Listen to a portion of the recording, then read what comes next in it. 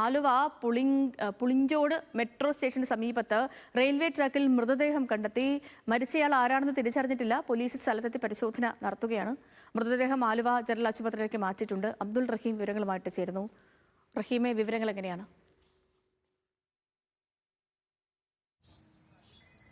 Sethu, Aluva Pulinchode metro സ്റ്റേഷന് സമീപത്തുള്ള railway ട്രാക്കിലാണ് ഇന്ന് രാവിലെയോടുകൂടി ഒരു മൃതദേഹം കണ്ടെത്തിയത്. ട്രെയിൻ തട്ടിയാണ് ഇയാൾ മരിച്ചതെന്നുള്ളതാണ് മനസ്സിലാക്കാൻ കഴിയുന്നത്. പക്ഷേ ഇയാൾ ആരാണെന്ന് എന്നതിനെ സംബന്ധിച്ച് ഒരു വ്യക്തതയില്ല. കാരണം ഇയാളുടെ ആരാണ് എന്ന് തിരിച്ചറിയുന്നതിനാവശ്യമായ രേഖകളോ മറ്റോ ഒന്നും കയ്യിലുണ്ടായിരുന്നില്ല.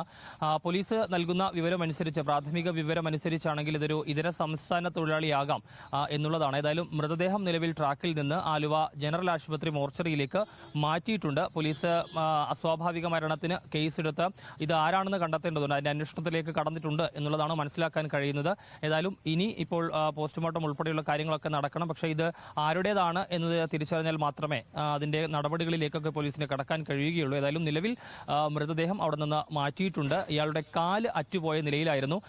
സംഭവ സ്ഥലം, അതായത് ഈ അപകടം നടന്നതിന് ശേഷം അതുവഴി വന്ന തിരുവനന്തപുരം മെയിലിന്റെ ലോക്കോ പൈലറ്റാണ് ഇങ്ങനൊരു മൃതദേഹം ട്രാക്കിൽ കണ്ടെത്തിയെന്ന വിവരം പോലീസിനെയും RPF-നെയും അറിയിക്കുന്നത്. തുടർന്ന് RPF-ഉം അതോടൊപ്പം തന്നെ പോലീസും സംഭവ സ്ഥലത്തെത്തുകയും മൃതദേഹം അവിടെ നിന്ന് മാറ്റുകയുമായിരുന്നു. അരമണിക്കൂറിലധികം തിരുവനന്തപുരം മെയിൽ പുളിഞ്ചോട് ഭാഗത്ത് പിടിച്ചിടേണ്ടി വരികയും ചെയ്തിരുന്നു. ഏതായാലും മൃതദേഹം നിലവിൽ ആലുവ ജനറൽ ആശുപത്രിയിലേക്ക് മാറ്റിയിട്ടുണ്ട്.